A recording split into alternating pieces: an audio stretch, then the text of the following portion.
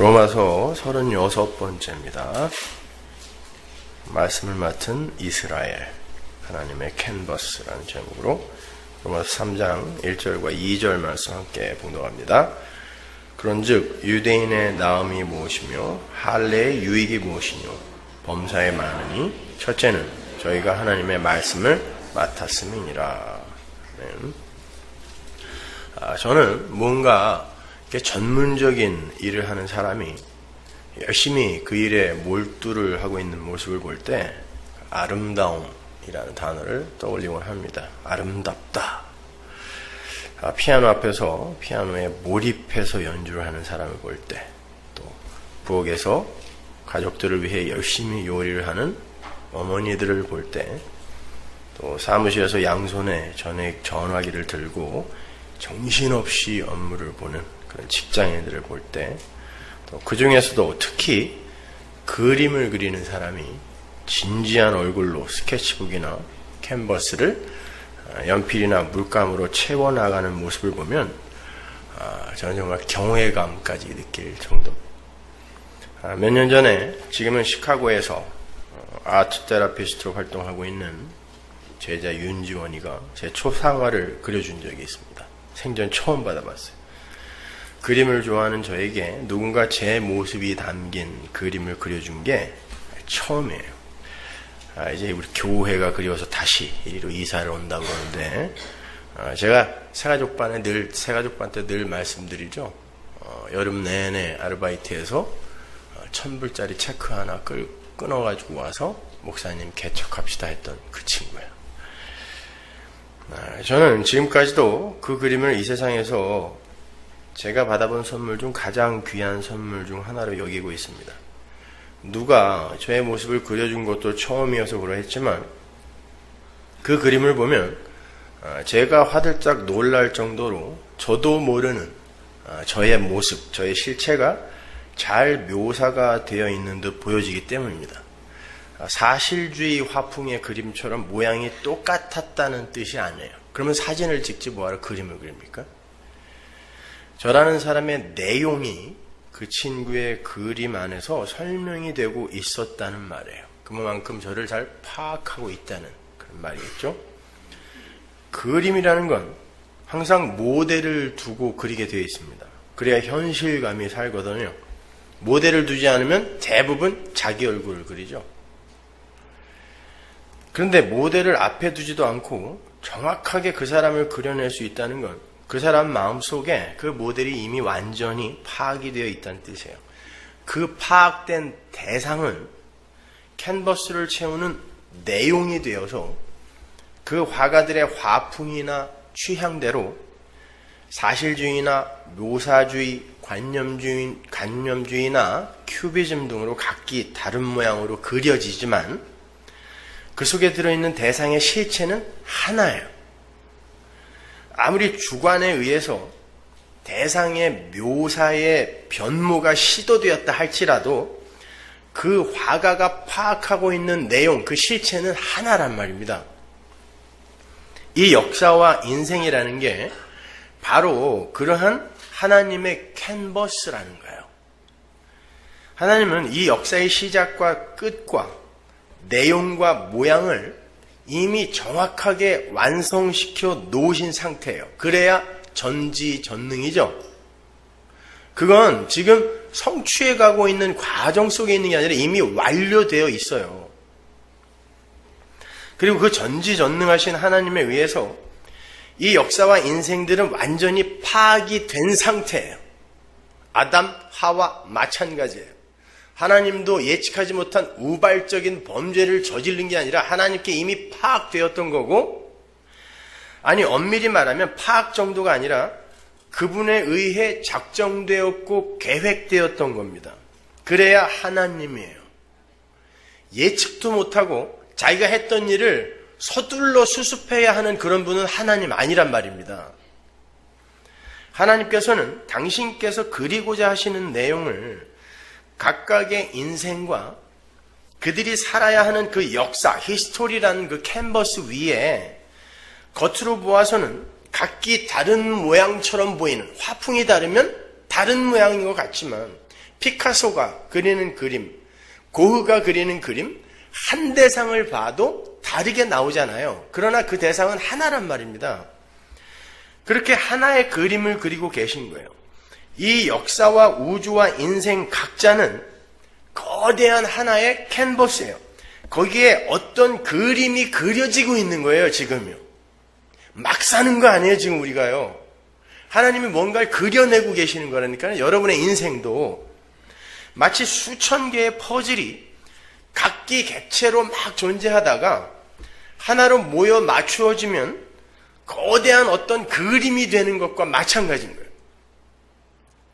하나하나도 그 그림이지만 그게 맞춰지면 바로 그 거대한 하나의 실체가 되는 거란 말입니다.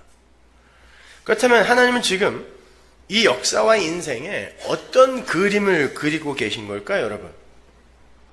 예수라는 그림을 그리고 계신 거예요. 이해가 잘 안 가시죠? 그런데 예수님은 당신의 말씀대로 아버지를 설명하러 오신 분이라 그래요. 나를 본 자는 아버지를 봤다 그러죠. 그러면 하나님이 예수를 이 역사 속에서 그리신다는 건 하나님 자신을 지금 이 우주와 역사와 인생을 통하여 그려내고 계시는 거란 말이에요. 보이지 않는 영이신 하나님을 보이는 역사와 공간과 인생을 통해서 지금 그려내고 계시는 거예요. 하나님의 백성들에게. 왜 하나님이 주이시며 왜 하나님이 알파와 오메가여야 하는지를 당신의 백성들에게 3D 입체 영상으로 잘 그려서 보여주고 계신 거예요. 절대로 이 우주와 역사와 인생의 주인공은 인간이 아니에요. 여러분의 인생도 여러분 거 아닙니다. 죄송하지만. 하나님이에요. 인간이 하는 일이나 그들의 됨됨에 의해서 상벌이 주어지는 시기에 그 인간 주연의 드라마가 펼쳐지는 곳이 세상이 아니에요. 그건 여러분이 주인공이죠. 여러분이 하는 일과 여러분의 됨됨이와 성숙 정도에 의해 여러분이 상도 받고 벌도 받으면 여러분이 주인공이란 말입니다. 세상은 지금 여러분을 중심으로 돌아가는 게 아니라 하나님을 그려내는 도화지란 말이에요. 하나님이 누구이신가를 그려내는 하나님 주연의 대하 드라마가 펼쳐지는 곳이 바로 이 세상이란 말이에요. 인간들은 조연도 아니고 엑스트라도 아니라 무대 장치예요. 근데 이 기독교마저 인본주의가 돼버리니까 인간들이 주인공이 돼버린 거예요. 아니 주인공은 아니더라도 조연 역할은 해보겠다라는 게 이게 지금 오늘날 기독교가 된 거란 말입니다. 골로새서 1장 15절 보세요. 그는 보이지 아니하시는 하나님의 형상이요 모든 창조물보다 먼저 나신 자니. 이게 창조물보다 먼저 나셨다라는 게 하나님도 예수님도 피조물이라는 게 아니에요. 여호와의 증인들이 요 구절 갖고 예수님도 피조물이다 이렇게 주장을 하는데 그런데 절대 속으시면 안 돼요. 이거 원어로 보면 선지하셨다는 뜻이에요. 먼저 계셨다. 모든 피조물을 창조하시려면 먼저 계셔야죠. 하나님이니까. 그러니까 여러분이 표피적으로 성경을 읽으시면 안 돼요. 표피적으로 읽으면 성경은 도덕적인 이야기, 윤리적인 이야기, 이 세상을 어떻게 하면 효율적으로 경제적으로 잘 사는가 이런 것으로 보여지지만 그 표피 속에 들어있는 진의를 수박 알맹이를 뜨면 그건 다 예수란 말입니다. 그러니까 사람들이 이렇게 표피적인 내용을 갖고 이단들이 우리 교회도 뭐 요즘 이단들이 슬며시 스며들어 와서 쥐새끼처럼 요 사람 저 사람 만나면서 미혹한다고 하는데 속으시면 안 돼요. 여러분들 그런 사람들이 혹시 여러분에게 와서 헛소리들 하면은 성경책 들려서 저한테 보내세요. 제일 먼저. 여러분이 응전하지 마세요. 그 사람들이 가장 먼저 밟고 지나가야 할 게 서문화교회를 그 사람이 흔들기 위해 가장 먼저 밟고 지나가야 할 게 저거든요. 근데 여러분이 응전하시면 안 돼요. 여러분은 흔들릴 수밖에 없어요. 이단들이 얼마나 논리적인지 아세요? 다 넘어가게 돼 있어. 저한테 데리고 오세요. 근데 나는 살살 피해 다니면서 딴 사람들을 그냥 상대 잘못 고른 거예요. 잘못 들어왔어요. 말씀 잘 듣고 회개하세요. 여기서 구원받고 가세요. 당신들이 신천지든 구원파든 여호와 증인이든 지방교회든 아무 상관없어요. 예수 믿으세요. 쥐새끼들한테. 로마서 11장 36절 보세요. 16절 볼게요. 골로새서 1장 16절. 만물이 그에게 창조되되 하늘과 땅에서 보이는 것들과 보이지 않는 것들과 혹은 보좌들이나 주관들이나 정사들이나 권세들이나 만물이 다 그로 말미암고 그를 위하여 창조되었고, 보세요. 만물의 창조 목적이 나오죠, 여기에요. 누구를 위하여? 예수를 위하여요. 그래서 예수에게서 나온 거예요. 또한 그가 만물보다 먼저 계시고, 이게 선제예요. 먼저 난 게 아니라 만물이 그 안에 함께 섰다. 예수 안에서 존재가 된다는 뜻이에요. 그 안에 섰다라는 건 stand라는 게 아니라. 로마서 11장 36절 보세요. 만물이 그에게서 나왔고, 예수예요. 그로 말미암아 있고 그를 위하여 있습니다. 그에게 영광이 세세 있기를 빕니다. 아멘. 만물의 존재 이유가 뭐예요? 예수 안에서 존재하는 것, 그것만이 하나님과 함께 영원을 사는 하늘의 존재라는 걸 설명하기 위해 이 만물이 존재하는 거예요. 그걸 그려내기 위해서, 당신의 백성들에게 그걸 그려서 설명하기 위해 만물이 한시적으로 존재하는 거예요.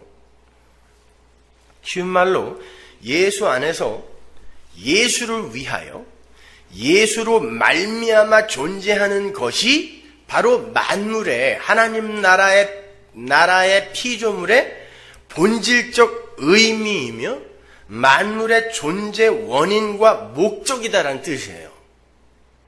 예수 없이는 아무리 화려해 보이고 근사해 보여도 그건 다 허상이다라는 것을 설명하기 위해 만물이 존재하는 거예요.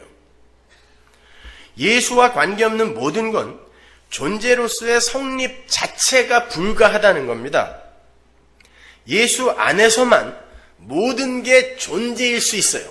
있음이 되기 위해선 예수 안으로 들어가야 되는데, 그러기 위해선 그건 곧 예수가 그 안을 채운다는 뜻이기도 하죠. 그걸 연합이라 그래요. Union Christ.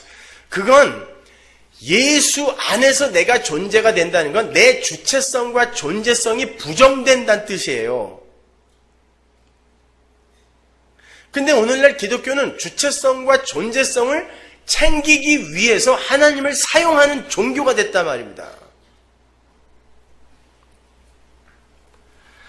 그걸 올바로 깨닫고 자기 존재를 부인당하여 예수 안으로 흡수되는 걸 구원이라고 그래요. 그래서 교회를 예수를 머리로 한 지체라고 하는 거예요.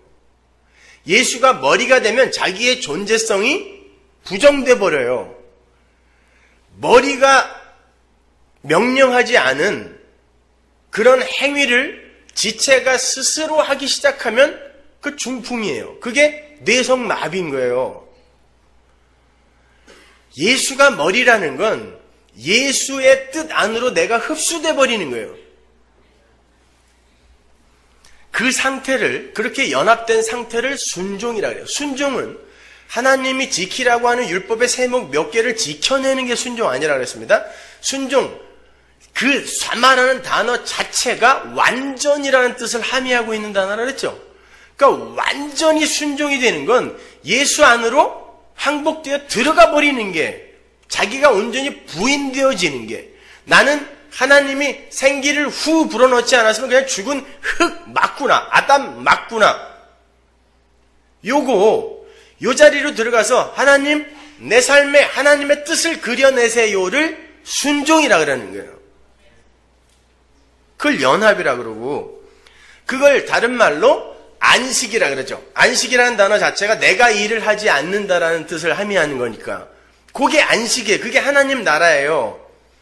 하나님이 나를 통하여 하나님의 능력과 생명력을 부어서, 그걸 바라크, 복이라 그러죠.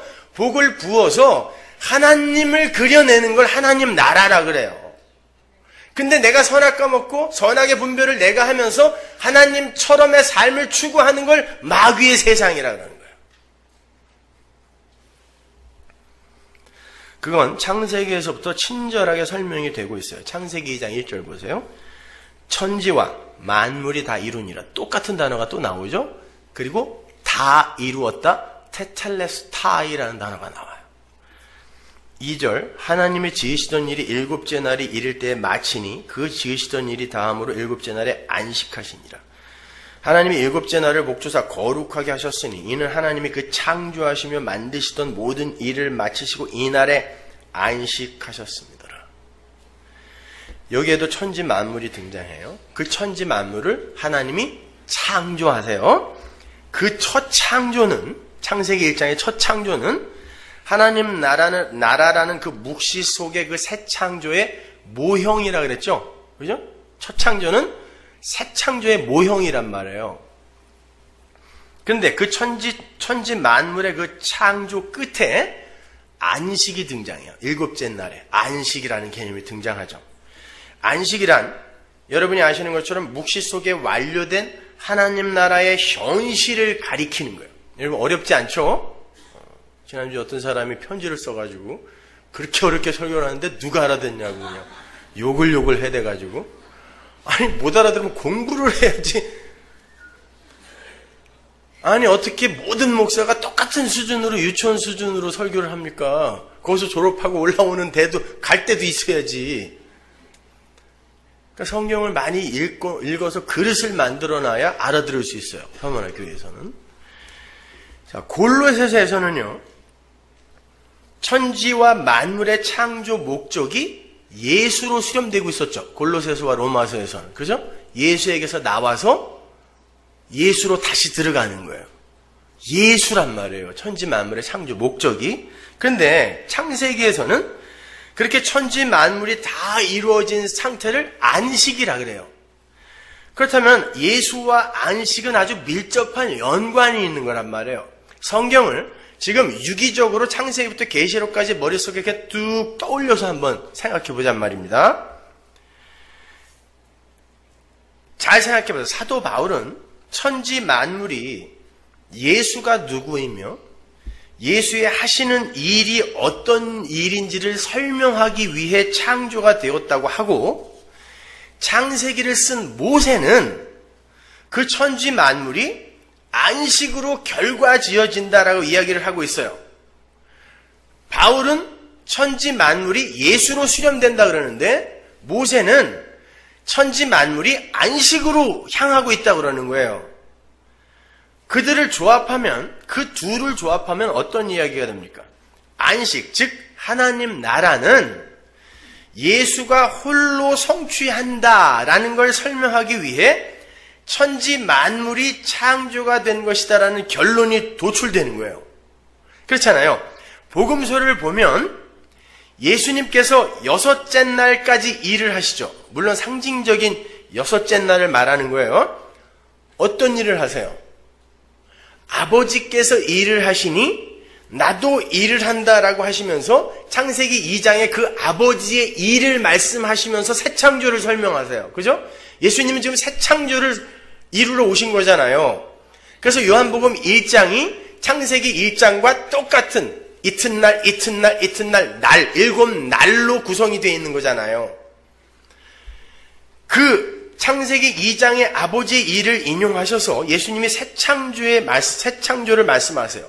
그 새 창조의 일을 여섯째 날에 마치는데 이게 무슨 말인가 지금 그러실 텐데 여섯째 날에 마치는데 여섯째 날은 여러분이 아시는 것처럼 금요일이죠.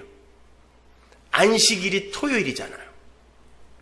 여섯째 날은 금요일입니다. 그 여섯째 날 금요일에 어떤 사건이 일어나고 예수님이 그날 죽으신단 말이에요. 그래서 여섯째 날까지 일을 하신다고 제가 말씀드리는 거예요. 창세기와 연관을 시켜서 어떤 사건이 일어나고 그 어떤 일에 의해 뭐가 성취돼요. 그 여섯째 날, 그러니까 6월절 금요일에 십자가가 서요. 그리고 그 십자가 위에서 창세기 2장에 쓰인 단어 다 이루었다. 창세기 2장에서는 천지 만물이 다 이루매, 십자가 위에서는 테텔레스타이 다 이루었다. 요 다 이룸의 모형이 첫 창조란 말입니다. 그 다 이루었다라는 하나님의 선언이 십자가 위에서 세상에 떨어진단 말이에요. 거기에서의 다 이루어짐은 예수의 죽음에 의한 다 이루어짐이었죠. 뭐가 이루어졌어요? 예수님이 십자가에서 그렇게 다 이루시고 죽으심으로 교회, 하나님 나라가 탄생한 거예요. 하나님의 나라인 교회가 예수의 십자가로 완전히 완성됐다는 뜻이에요. 완전히 이루어졌다는 뜻이란 말입니다. 창세기에서도 여섯째 날 인간이 만들어지죠. 사람이. 근데 사람이 어떻게 만들어져요? 남자가 만들어지고 며칠 있다 여자 만들어졌어요? 하나님께서 우리의 형상으로 남자와 여자를, 사람을 만들자 그러고 남자와 여자를 만들었다 그러죠? 그날 만들어진 거란 말입니다. 근데 여자가 어떻게 만들어졌죠? 남자가 잠이 들어요. 죽는 거예요. 죽음을 메타포하는 거죠. 옆구리가 뚫려 갈비뼈가 적출이 돼요. 물과 피, 여자가 애 낳을 때 나오는 거예요. 물과 피를 쏟으면서 교회, 여자, 신부가 탄생이 되는 거죠.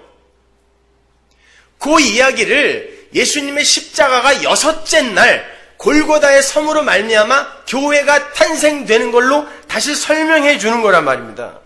그게 다 이루어지는 거예요. 테텔레스타이. 그 이야기, 예수의 죽음으로 희생으로 말미암아 하나님의 백성은 성취되고 그 하나님의 나라가 완성되는 것이다를 설명해 주는 게 역사이며 인생인 거란 말이에요. 그리고 성경은 전부 그 이야기만 하고 있는 거란 말입니다. 그 관점으로 여러분이 성경을 보지 못하면 여러분은 수박 껍데기만 핥고 있는 거란 말이에요. 예수로, 복음으로 풀리지 않는 성경은 성경이 아니에요. 하나님의 말씀이 아니란 말입니다. 간디나 성철 스님이 죽을 때까지 열심히 읽었던 그 성경은 성경이 아니라니까요. 그분들은 우리보다 더 열심히 읽었어요. 루소는 100번 읽었다니까요. 처음부터 끝까지. 그래놓고 왜 나는 그리스도인이 아닌가라는 책을 쓰고 죽었단 말입니다. 왜? 표피적으로 봤기 때문에 그래요. 그러니까 다른 종교와 다를 바가 하나도 없어요. 착하게 잘 살아서 하나님 나라 가서 상 받자. 그러면 뭐하러 예수 믿습니까? 절에 가지. 순무공예로 밥도 맛있는 거죠. 스님들 얼마나 착해요. 착한 사람은 다 거기 있는 것 같아. 얼굴이 그냥 훤해. 광채가 나요. 목사들은 이렇게 꾀째째해가지고 말이죠. 성질만 독하게 생겨가지고. 심하게 웃으시네요. 동의하신다는 얘기죠. 보시는 바와 같이 그 이야기를 창세기 2장은 천지 만물이 다 이루어지는 것으로, 그리고 안식으로 설명하는 거고, 바울은 그 현실을 예수를 위하여 예수로 말미암는 만물의 그 본질적 존재 의의로 설명하는 거예요. 그러니까 어떠한 묵시 속 그 목적, 그 창세전 언약이라고 그러죠. 그 에베소서 1장에서는 그 창세전 언약이 예수에 의해 완료가 되는 그 커다란 구속사의 그림을 설명하기 위해 천지와 만물이, 거기엔 인간도 포함되는 거예요. 모형으로, 재료로 창조가 된 거고, 그렇게 하나님의 창세전 계획이 오직 예수 그리스도에 의해 완료가 된 상태, 그 상태를 안식이라고 해요.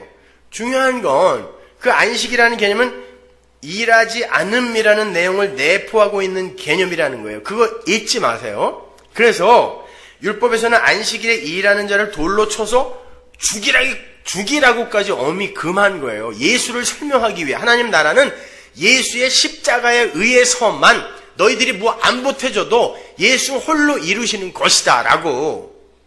옛날 재건파에서는 그런데 이걸 곡해를 해서 짜장면도 못 사 먹게 하고, 뭐 주일날 돈도 못 쓰게 하고, 머리에 파마하고 와도 안 됐어요. 그때는요. 일을 했잖아 얘가. 굽슬굽슬하게. 미련한 짓인 거예요 그거는요. 안식, 하나님 나라는 너희들이 일해서 성취되는 것 아니고 너희들의 노력으로 운영되고 유지되는 곳이 아니라 하나님에 의해 성취되고 하나님의 은혜로 존재하는 나라라는 걸 계시로 담고 있었던 거예요. 그게 복음이란 말입니다. 그러한 복음이라는 그 전체의 그림이 역사와 인생 속에 그려지는 게 오늘 본문에 나오는 로기온, 말씀이라는 단어가 담고 있는 내용인 거예요. 하나님이 붓을 잡으시고 하나님의 일을 그려내는 모습을 상상하시면 돼요. 그 내용을 로기온, 그래요. 로고스 아니에요. 그건 성경이고 로기온, 말씀을 맡았다 해서의 로기온은 바로 그거란 말입니다.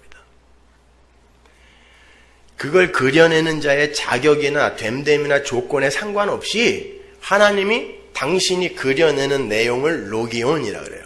그걸 맡았다라는 건 나는 도구로 사용되어진다는 뜻이에요. 그러니까 말씀을 맡았다는 건 하나님이 그들을 캔버스로 사용해서 하나님의 언약을 그려내신다라는 말과 똑같은 말이에요. 그리고 그것은 맡은 자들에게 어떤 식으로든 반드시 유익이라는 뜻이에요. 혹자들은 말씀을 맡았다는 걸 준행 의무의 차원에서 설명을 하곤 하는데 그거 아니란 말이에요. 줘놓고 지키나 안 지키나 한번 볼까? 이게 말씀을 맡은 게 아니란 말이에요. 이스라엘은 그 말씀을 지켜낼 재간도 없었고 지켜내지도 못했어요. 그런데 사도 바울이 유익이라는 말을 한단 말입니다. 하나도 안 지키고 예수를 오히려 죽였단 말이에요. 말씀으로 오신 그분을 죽여버렸는데 그들에게 유익이 있다 그러잖아요.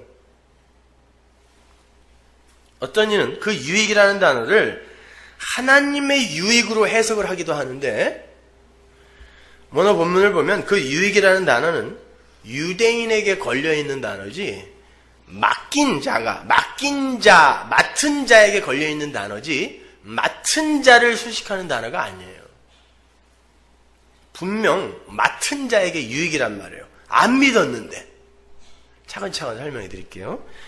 여러분 이렇게 이 역사와 인생이 예수 그리스도의 십자가 은혜의 그 필연성을 설명해내는 거라면 그 역사와 인생이 어떤 모양으로 그려내고 있어야 돼요? 어떤 모양으로 존재하고 있어야 돼요? 자, 역사와 인생이 예수를 그리고 설명해내는 거예요, 지금. 그러면 그 예수가 오셨을 때, 말씀이 오셨을 때 그 말씀 앞에 있는 자들이 어떤 모양으로 존재하고 있어야 돼요? 구원이 필요한 자로 존재하고 있어야죠. 예수님이 구원자, 예수라는 이름 자체가 내 백성을 죄에서 구원하다라는 뜻이란 말이에요. 그래서 예수가 자기를 설명하기 위해 예수라는 이름을 갖고 왔어요. 하나님이. 그런데 다들 너무 잘하고 있어 여기에. 그럼 내가 여기 왜 온 거야? 이렇게 될 거 아닙니까? 그러면 역사와 인생이 예수를 설명하는 게 아니라 오히려 이 역사와 인생이 예수는 필요 없는 거야. 인간들도 스스로 이렇게 잘하는데 라고 예수를 부정하는 게 되잖아요. 근데 성경은 분명히 역사와 인생이 예수를 설명하고 예수를 위하여 존재한다 그런단 말이에요. 그러면은 이 모든 것이 다 어떤 상태여야 되는 거예요? 구원이 필요한 없음이라는 게 폭로돼야 되는 거예요. 여기에서. 그래서 말씀이 오실 때 그리고 말씀이 떨어질 때 그들이 그걸 즉각 믿어주면 안 된단 말입니다. 심지어 아담조차도 말씀이 떨어졌어요. 먹지 마 그랬더니 먹더라는 거예요. 거기서부터 출발을 하는 거예요. 왜? 하나님을 설명하기 위해. 얘가 먹든 안 먹든 그건 하나님이 관심 없어요. 얘가 이걸 먹어야 먹은 그 없음의 자리, 그건 정령 죽으리라 무투타무투잖아요. 없음의 죽음이에요 그거는. 근데 그를 내가 어떤 능력으로 살려내는지 나를 설명하는 게 역사고 성경이지. 이가 내가 주었더니 명령했더니 잘 지켜서 안 먹었네. 아니 얘가 먹었네. 여기에 관심이 없단 말이에요 성경은요. 근데 이걸 인본주의 인간 중심으로 읽다 보면은 왜 그때 그걸 먹어가지고 우리가 이렇게 다 원죄에 빠져서 이리로 가는 거예요. 여러분 한 번만 더 깊이 생각을 해보세요. 성경을요. 그리고 하나님에 대해서 한 번만 더 묵상을 해보시란 말입니다. 그렇게 수시로 실수하고 그걸 수시로 메이크업하기 위해 또 다른 계책을 세워야 되는 그게 하나님의 아니란 말입니다, 여러분. 여러분은 성경을 바라보는 관점의 전이 패러다임 시프트가 반드시 필요해요. 성경을 인간 중심으로 보게 되면 인간이 무엇을 해야 하나님이 기뻐하실 것인가로 자꾸 관심이 쏠리게 돼요. 기특한 것 같죠? 그렇게 보는 게 종교예요. 성경을 하나님 중심으로 보게 되면 하나님은 인간을 통하여 당신을 어떻게 설명하시는가에 관심을 갖게 된단 말이에요. 성경은 후자의 관점으로 봐야 되는 거예요. 자기 부인? 여러분 자기 부인 하니까 그래 나를 부인해야 돼. 아 이거 꾹 참아야지. 저거 한 대 때리고 싶은데 벼르는 거. 그럼 벼르는 거지. 그거 언젠가 터지면 죽어요 그건요. 자기 부인은 내가 하는 게 아니에요. 자기 부인이라는 것 자체가 없음이란 뜻이에요. 부인, 내가 부인 되니까 나는 없음입니다. 원래 죽은 흙이잖아요 내가. 하나님이 생기 불어넣지 않았으면 그냥 죽은 흙 네페시란 말이에요. 원래 없음인 나를 확인해 가는 걸 자기 부인이라 그러지. 어떻게 쓰든지 허벅지를 찔러가며 나를 부인시켜야지. 노력하세요. 그렇게 열심히 노력했더니 잘 안 되죠. 그때 하나님의 은혜가 없었으면 어떻게 할 뻔했는가. 요걸 자기 부인이라 그래요. 내가 해냈어. 나는 해냈어. 쟤는 못했어. 난 담배 끊었어. 쟤는 아직도 피워. 나는 부인된 거고 쟤는 아직도 부인이 안 된 거야. 만약에 그 담배 피는 사람이 하나님 저는 이 담배 하나도 못 끊는 이런 죽은 흙입니다. 하나님 도와주세요. 그리고 뻑뻑 빤다면 걔가 자기 부인된 거예요. 제발 여러분 그냥 이렇게 표피적으로 그냥 스쳐가는 상식으로 성경을 이해하려고 하지 마세요. 아무튼 구원자 예수, 은혜의 하나님을 설명하고 그려내는 게 이 역사와 인생의 목적인 것이기에 구원을 받을 자들은 구원을 받아야 할 자로 예수를 기다리고 있어야 되는 거예요. 여러분은 죽을 때까지요. 하나님 내가 죄인 중에 괴수입니다. 사도 바울이 말년에 그 고백했죠. 그때 딱 한 번 하고 간 게 아니라 그 사람은 그리로 계속 밀려 내려갔던 거예요. 하나님에 의해서. 하나님 내가 이렇게 열심히 했고 난 율법으로는 흠도 없는 자였는데 남들이 다 저 사람만큼만 살아라고 이야기한 사람인데 내가 죄인 중에 괴수 많네요. 그 말은 하나님 나는 하나님이 구원 안 해주면 지금이라도 언제든지 지옥에 떨어질 그런 존재입니다. 이 고백이거든요. 이걸 진심으로 했단 말이에요. 다시 설명합니다. 우리가 성경을 통해 확인한 바에 의하면 이 역사와 인생 그리고 우주라는 공간은 예수 그리스도를 설명하기 위한 하나의 도구라 그랬어요. 제 말 아니에요. 성경에서 읽었잖아요. 캔버스란 말입니다. 내가 내 영광을 위하여 창조한 그들을 오게 하라. 하나님의 영광을 위해서 창조된 거예요. 여러분은요. 하나님은 거기에 예수를 그려내세요. 그런데 예수는 자기 백성, 모든 백성 아니에요. 자기 백성이라는 말이 굳이 들어가 있는 건 그 자기 백성 밖에 또 다른 백성이 있다는 뜻이에요. 자기 백성만을 죄에서 구원할 자예요. 예수가. 그렇다면 이 세상은 어떤 상태라는 거예요? 구원을 받아야 하는 상태라는 거예요. 그래서 하나님은 안식, 즉 하나님 나라가 누구에 의해 어떤 희생을 전제로 성취가 된 것임을 그려내시기 위해 아담들의 입에 선악과를 쑤셔 넣어서 이 마귀의 세상에 내려 보낸 거예요. 그럼에도 불구하고 정령 죽어야 할 너희들을 내가 어떻게 살려내는지 나를 배우라는 것입니다. 그래서 가장 보기 쉬운 곳에 선악과를 심어놓은 거예요. 먹으라는 것입니다. 아니 먹을 수밖에 없는 존재라는 거예요. 너희들은 내 은혜가 빠졌을 때는 이걸 여러분이 신앙생활을 통해서 확실히 깨달아야 되는 거예요. 근데 우리는 조금만 선한 일, 기특한 일을 해놓으면 적어도 내가 그 자리에 있었으면 나는 그거 안 먹었을 텐데, 적어도 내가 예수님 당시에 있었으면 내가 예수님 십자가에 못 박혀 죽지 않게 막았을 텐데, 그게 베드로였다니까요. 그렇게 막는 베드로에게 예수님이 뭐라고 했어요? 이 사탄아 그랬단 말입니다. 왜? 너는 못 막아. 거짓말하지 마. 못 막아. 금방 들통났죠? 저주하며 3번 부인할 놈이 죽지 마세요 그랬어요. 목숨 걸고 막겠다 그랬단 말입니다. 하나님은 그걸 원하는 게 아니란 말이에요. 나는 이렇게 3번 다 굴기 전에 하나님을 저주하여 3번 부인할 그런 자니까 하나님 나를 도와주세요. 너 진짜 나 사랑해? 주님이 아시잖아요. 뭘 알아요? 내가 당신을 사랑하는 줄 주님이 아시잖아요. 그건 그 사랑의 주체를 주님에게 던져드리는 거예요. 돌려드리는 거예요. 내가 주님을 사랑할 수 없는데 주님은 나를 주님을 사랑하는 자로 만드실 거잖아요. 그게 바로 내가 주님을 사랑하는 줄 주님이 아시잖아요 라는 뜻이란 말입니다. 그분을 붙드는 거예요. 십자가를 붙드는 거예요. 노력해서 되는 게 아니라. 그런데 그걸 십자가를 붙들기 위해선 내가 노력을 또 하게 돼요. 그게 하나님이 나를 끌고 가는 방법이란 말이에요.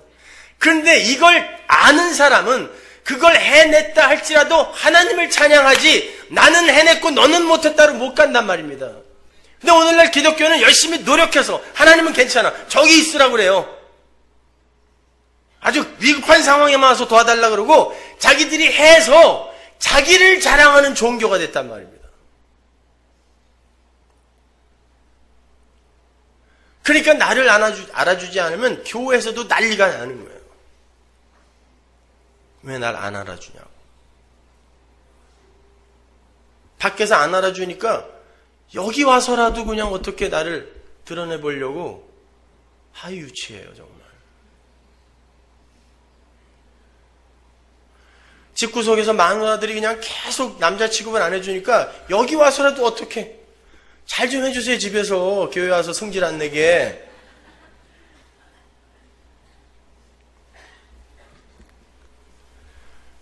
그렇게 하나님의 은혜가 가입하지 않았을 때에 자기 자신들의 실체를 올바로 자각하고 나는 죄인 중에 괴수가 맞고 그래서 마땅히 구원을 받아야 할 자입니다 라는 자기 부인의 고백을 하는 자를 성도라 하는 거고, 여기도 괜찮은데 왜 우리가 여기를 떠나는 구원을 받아야 돼? 애굽에서 나가는 게 구원이거든요. 갈대아울에서 나가는 게 구원이거든요. 소돔과 고모라에서 나가는 게 구원이거든요. 근데 거기는 다 살기 좋은 곳이었단 말이에요. 최고의 쾌락이 있고 최고의 재미가 있던 곳들이었단 말입니다. 근데 왜 우리가 여기서 나가야 돼? 구원이라는 게 이런 걸 더 극대화시켜주는 게 구원 아니야? 이게 민속 메시아 사상이었잖아요. 이 세상에서 우리가 원하는 그 나라를 만들어 달라고. 여기 괜찮은데 그냥 우리가 원하는 걸 우리 힘을 이용하여 만들어낼 테니까 당신은 그냥 도와주기만 하세요. 요걸 불신자라 그래요. 그 나라가 마귀의 나라인 겁니다. 근데 하나님은 그 지옥 자식들까지도 이 역사와 인생 속에서 직접 그려내시는 분이에요. 로마서 9장 21절 보세요. 토기장이가 진흙 한 덩이로 하나는 귀히 쓸 그릇을 하나는 천히 쓸 그릇을 만드는 권이 없느냐?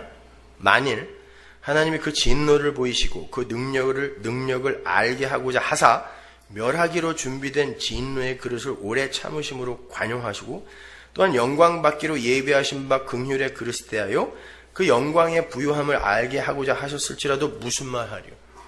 진노의 그릇, 긍휼의 그릇이 따로 만들어져 있단 말이에요.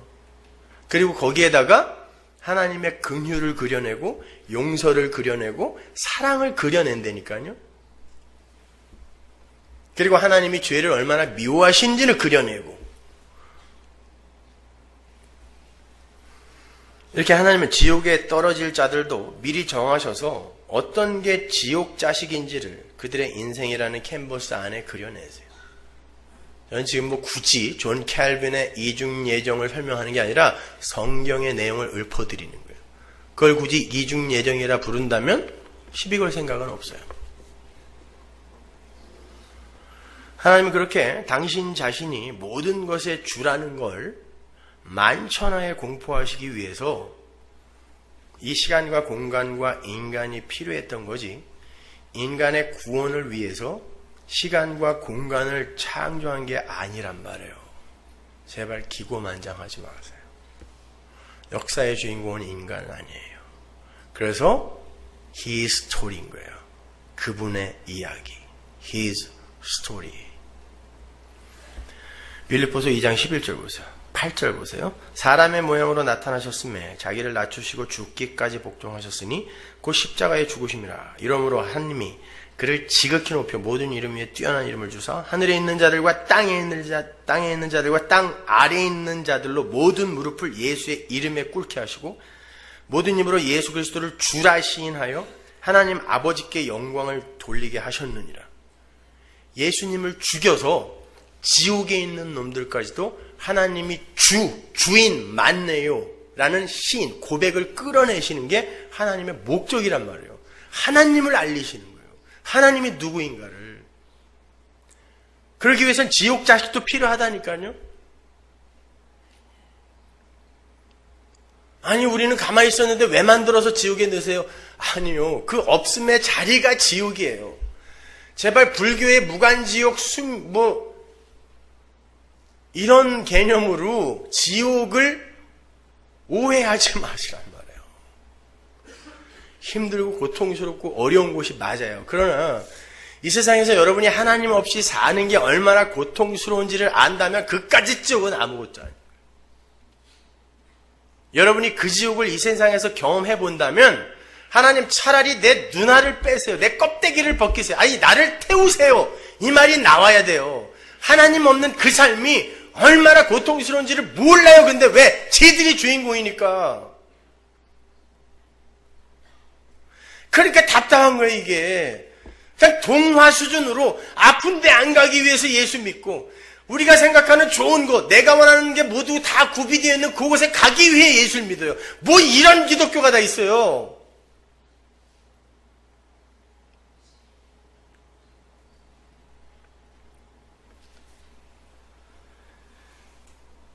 하나님의 백성과 하나님의 나라는 전적으로 하나님의 일하심에 의해 성취되는 것임을 보여주기 위해 이 역사와 우주라는 모델하우스가 한시적으로 존재하는 거예요.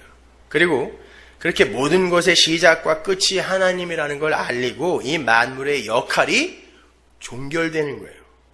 그래서 결국 알아야 할 자들이, 하늘의 계시를 알아야 할 자들이 모두 알아먹었을 때 이 역사와 인생과 우주라는 모델하우스가 철거되고 오롯이 예수가 주인이 되고 예수만 드러나는 하나님 나라가 서게 되는 거예요. 히브리서 1장 10절 보세요. 또 주여 태초에 주께서 땅에 기초를 두셨으며 하늘도 주의 손으로 지으신 바라. 그것들은 멸망할 것이나 오직 주는 영존할 것이요 그것들은 다 옷과 같이 낡아지니 왜 만들어 놓고 멸망시키냐고요. 그러면 그건 멸망하기 위해 창조된 거 아니에요. 그리고 뭐만 남는다 그래요? 예수만 남아요. 첫 창조에 속한 모든 게 나중에는 해까지 사라지죠. 계시록에 가면은. 그리고 진짜 빛인 하나님만 남잖아요. 예수가 드러나면 첫 창조에 속한 모든 건 그건 아니구나. 이건 모델하우스였구나. 설명용으로. 예언약에 속한 모든 게 다 그렇게 사라지게 되는 거예요. 그리고 예수만 남는 거예요. 12절. 의복처럼 갈아입을 것이요.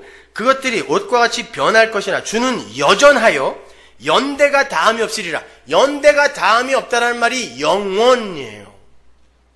누구만? 주만.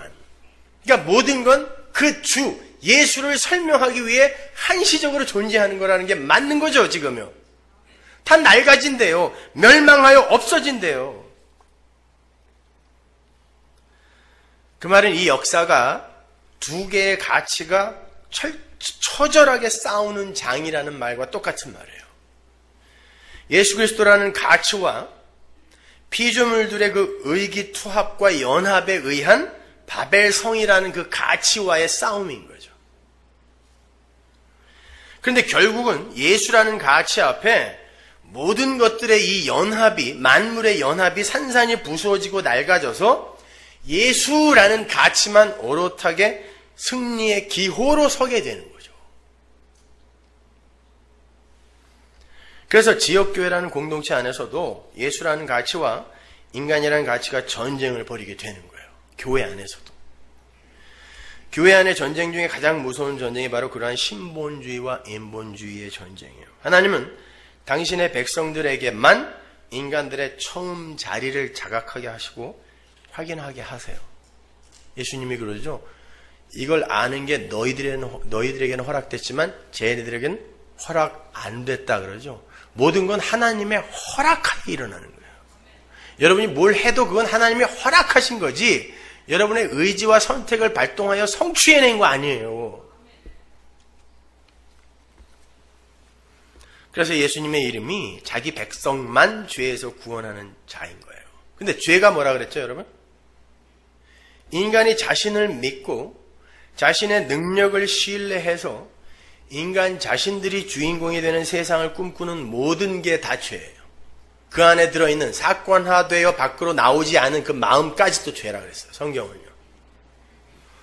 그러니까 이 땅에서 열심히 공로를 쌓아서 하늘나라에 가서 상을 받겠다고 하는 사람은 죄 짓는 거예요, 여러분.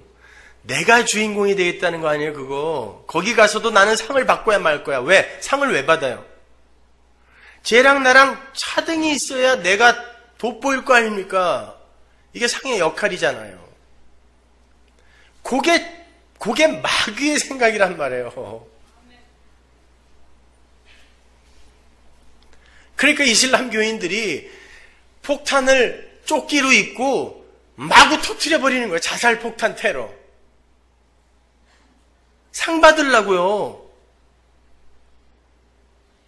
어떻게 기독교가 그런 저급한 종교가 돼버렸냐고요.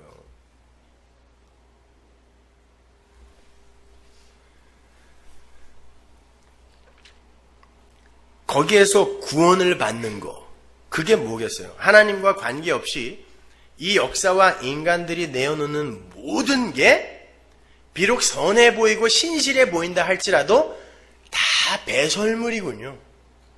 우리 안에서 예수가 행하시는 그 일만이 진짜 가치이고 선이고 의지, 인간들이 만들어 놓은 그 어떤 것도 다 배설물이군요. 요거를 아는 걸 구원받은 자라고 하는 거예요. 빌립보서 3장 2절 보세요. 개들을 삼가하고 행악하는 자들을 삼가하고 손할례당을 삼가라. 하나님의 성령으로 봉사하며 그리스도 예수로 자랑하고 육체를 신뢰하지 아니하는 우리가 그 할례당이라. 그러나 나도 육체를 신뢰할 만하니 만일 누구든지 다른 이가 육체를 신뢰할 것이 있는 줄로 생각하면 나는 더욱 그러하리니 내가 8일 만에 할례받고 이스라엘의 족속이요 베냐민의 지파요 히브리인 중에 히브리인이요 율법으로는 바리새인이요 열심으로는 교회를 핍박하고 율법의 의로는 흠이 없는 자로다. 완벽하게 살았다는 거예요.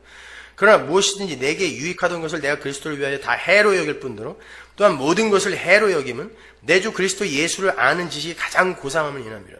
내가 그를 위하여 모든 것을 잃어버리고 배설물로 여기면 이 배설물 똥이라는 얘기예요. 모든 영양분이 다 빠져나간 헛것. 그리스도를 얻고 그걸 알게 되자 그리스도가 얻어지더라는 거예요. 율법은 바로 그 역할로 주어진 거란 말이에요, 여러분에게. 그걸 지켜내면 내가 그걸 차곡차곡 카운트해서 상을 줄게가 아니라 그걸 지키건 못 지키건 그것으로 우리는 예수를 알게 되기 때문에 그렇기 때문에 우리에게 유익인 거예요. 그러므로 여러분은 성경을 대하실 때 죄라든지 구원이라든지 은혜라든지 이런 것들의 개념을 국어사전의 개념으로 동화책 수준으로 이해하시면 안 돼요. 죄라는 건 단순히 인간들이 합의하고 정의해 놓은 도덕과 윤리 그리고 사회법이 요구하는 어떤 행위 규범을 잘 준수하지 못하는 걸 말하는 게 아니라 그랬어요. 인간들은 얼마나 이 교묘하고 교활한지 그런 거 몇 개 정해놓고 요거만 안 하면 잘 사는 거, 착하게 사는 거라고 지들끼리 정해버렸단 말이에요. 근데 하나님은 안 그래요. 지나가는 여자 보고 음욕만 품어도 간음이라 그래요. 그리고 그건 돌로 쳐서 죽여버리라 그런단 말입니다.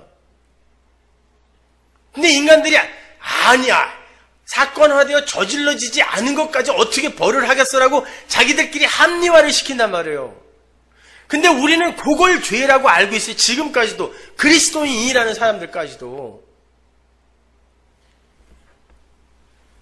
성경이 말하는 죄는 하나님이 하나님의 영광을 위해 창조한 피조물이 자기의 영광을 위해서 살 때 다 죄예요. 그게 죄인이에요. 그것이. 그러니까 죄는 하나님과 인간 사이의 종적인 관계 속에서만 그 개념 성립이 가능한 거예요. 인간들 사이에서의 그 횡적 관계에서는 기실 죄라는 개념이 성립이 안 돼요. 왜?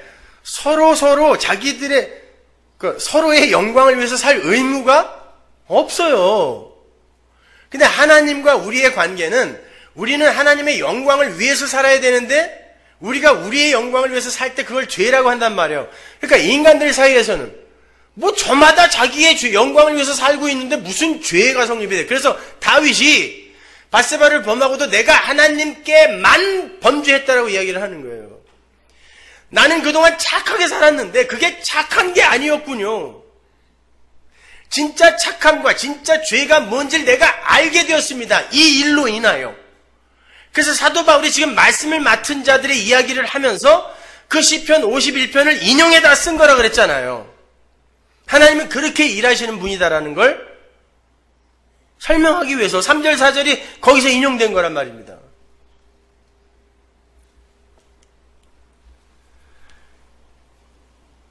다윗이 이야기한 것처럼 죄는 인간과 하나님 사이에서만 그 개념이 성립이 될 수 있는 거지만 그렇게 내가 내 영광을 위해서만 살 때 다른 이들을 무시하고 다른 이들을 함부로 대하는 그런 모습으로 나타날 수 있어요. 그것도 죄 맞아요. 그러나 진짜 죄는 하나님과 나와의 종적 관계에서만 성립되는 거란 말입니다. 근데 우리는 인간 관계에서의 이해 득실, 그 결과로 죄를 따진다니까요. 제가 나 때렸어요. 죄예요. 제가 내 거 훔쳐갔어요. 죄예요. 다 나예요. 나. 하나님은 없어요. 교회에서 유일하게 실종된 게 있는데 그게 하나님이에요.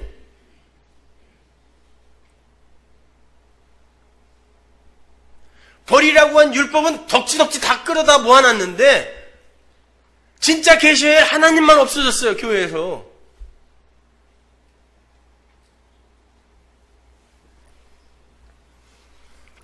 자, 그렇게 죄라는 게 인간과 하나님 사이의 종적인 관계에서만 성립이 되는 거라면 어떻게 창조주와 피조물 사이에서 죄라는 게 생산될 수 있을까요? 창조된 자인데 피조물이 어떻게 창조주에게 죄를 지어요? 혹자들의 주장처럼 하나님이 죄를 조성한 건가요? 죄를 만들었어요, 하나님이? 아니면 또 다른 혹자들의 주장처럼 인간들이 자유의지로 죄를 선택한 겁니까? 여러분, 하나님께서 이 역사와 인생이라는 걸 굳이 창조하셔서, 왜? 창세전에 이미 우리는 하나님의 아들이 되었다라고 하잖아요. 에베소서 1장에서. 그러면 묵시 속에서 그렇게 됐으면 그냥 묵시 속에서 하나님 나라로 넣으면 되는데 왜 굳이 한시적인 모델하우스인 역사와 공간을 만들어서 왜 여기에다가 인간들을 내려 보내냔 말이에요.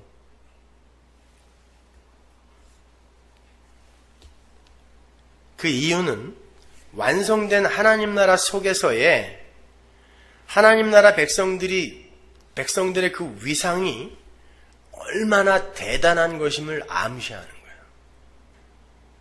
여러분, 원래 존재는 하나님입니다. 하나님밖에 존재는 없었어요. 맞죠? 막 코아세르베이트 같은 유기물질이 갑자기 빅뱅에 의해서 막 생물이 되고 거기서 진화가 되어 이렇게 된 거 맞아요? 존재는 하나님밖에 없었어요. 그러면 하나님 외에 모든 존재는 원래 자리가 처음 자리가 없음이에요. 무.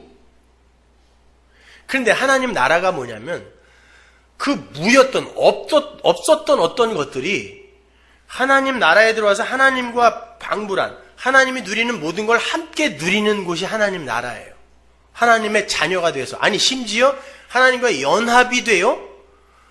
하나님이 우리의 처소가 되고 우리가 하나님의 처소가 되는 이런 엄청난 존재가 되는 거예요. 원래 없음이 그 어마어마한 존재 그 존재들이 감히 나는 없음이었다라는 걸 생각할 수 없을 만큼 엄청난 존재로 우리는 신분이 격상될 거란 말이에요.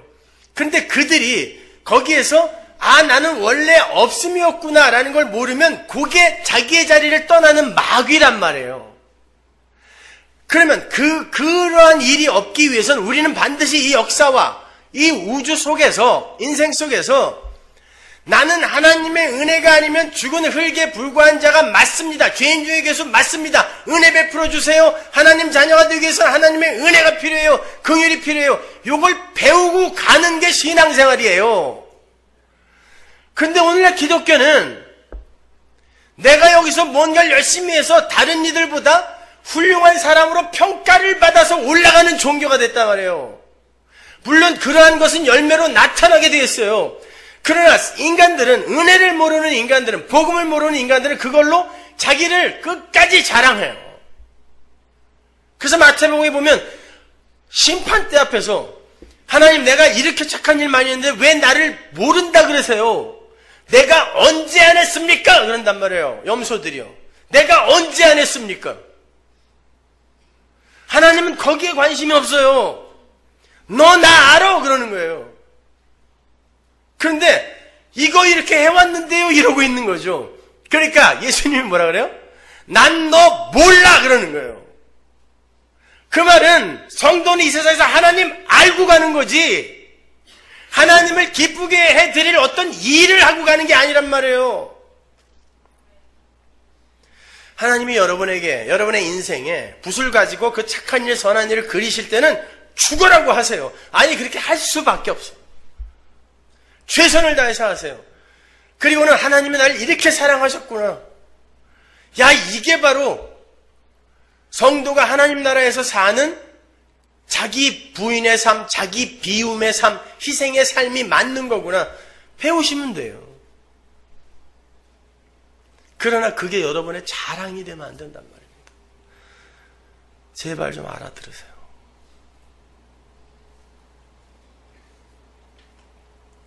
이 기독교 역사, 교회사가 계속 인간 중심으로 여태까지 이렇게 2000년 동안 흐르다 보니까 아무리 은혜를, 십자가를, 피를 이야기해도 알아듣는 사람이 드문 거예요. 그러니 예수님이 말씀하시죠. 내가 다시 갈 때 믿음을 보겠느냐? 믿는다고 하는 인간들은 많은데 진짜 믿음이 없는 거예요. 믿음은 뭐예요? 나는 아니니까 도와주세요. 그 상대방을 의존하는 걸 믿음이라 그래요. 근데 지들이 다 하고 있어. 그러니까 믿음을 보겠니 내가? 자기들을 믿고 있는데 내가 믿음을 보겠니? 그러는 거예요.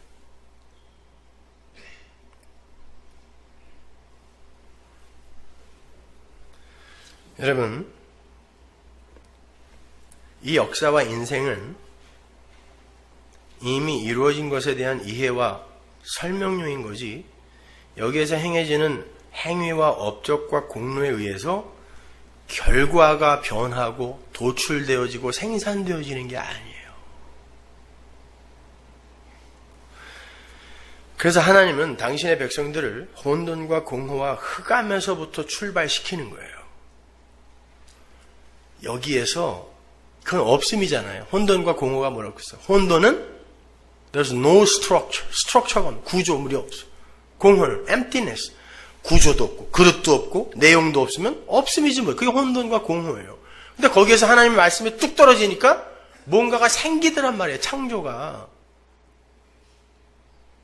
근데 왜 거기서부터 출발시키냐고요. 하나님이.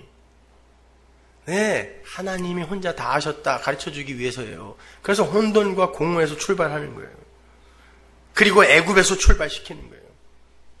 애굽은 이스라엘이 가고 싶어 간 게 아니라 하나님이 아브라함에게 약속하시면서 내가 보낼 거야. 그리고 보낸 거예요. 그리고는 거기에서 나오는 게 구원이다를 가르쳐 주세요. 근데 나오면 고생 직사게 하는 거예요. 애굽은 죄악의 세상의 모형이죠. 애굽은 노아의 세 아들 중에 저주받은 함의 후손들이 세운 나라입니다. 함은 덮으심의 은혜를 모르는 자의 모형이죠. 하나님께서 노아의 방주를 사용하여 노아를 구해낸 건 노아가 뭐가 잘나서가 아니라 하나님이 은혜를 부어. 그래서 노아의 얘기가 은혜로 시작이 되는 거죠. 그냥 덮은 거다, 거저 덮은 거다를 설명하기 위해 노아를 뻘거벗겨서 술 취한 자로, 죄인으로, 에덴 동산에 선악과 따먹은 아담으로 확 폭로시키고 셈이 그걸 그냥 덮어버림으로 말미암아 이게 복음이다를 설명하는데 함은 벗었네? 야, 그렇게 살면 돼? 이게 율법이잖아요. 요게 애굽이란 말입니다. 거기서 건져내요. 아니야, 니네는 하나님이 덮어서 거저 없음인데 그냥 살려내신 게 복음이야를 설명하는 게 그게 복음이잖아요. 그게 구원이잖아요. 그래서 애굽으로 넣어서 거기서 건져내버리는 거란 말입니다. 거기에서는 인간들의 노력과 열심에 의해서 인간들이 원하는 것이 차등 있게 주어지죠. 애굽에선. 그죠? 생각해보세요. 그들이 원했던 게 뭐예요? 부추와 마늘과 고기죠. 어떻게 하면 먹을 수 있어요? 종살이 열심히 하면 먹을 수 있어요. 요걸 마귀의 나라라 그래요. 종들은 자기가 한 성과에 의해 반대급부를 챙길 수 있는 게 종이에요. 이게 마귀의 나라란 말입니다. 그래서 주님이 그러는 거야. 난 너희들이 이제 종이라고 하지 않을 거야. 근데 이스라엘은 애굽에서 나와서 하나님이 거기서 건졌더니 종살이 때 먹던 그걸 계속 달라 그래요. 하나님은 그거 아니라고 거기서 건져냈더니 그때 그거 달라 그러는 거예요. 왜? 하나님이 은혜를 주는 만나는 맛이 없어요. 내가 중심이니까 내 입맛대로 찾는 거예요. 이게 큰일 나는 겁니다. 그러니까 기도를 해도 전부 내 거, 내 가족, 내 교회.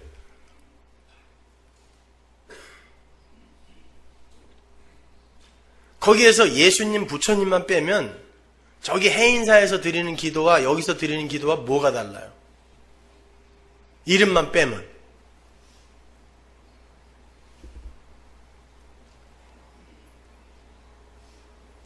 그러니까 예배당에 앉아서 무당 짓거리들 하는 거예요, 다.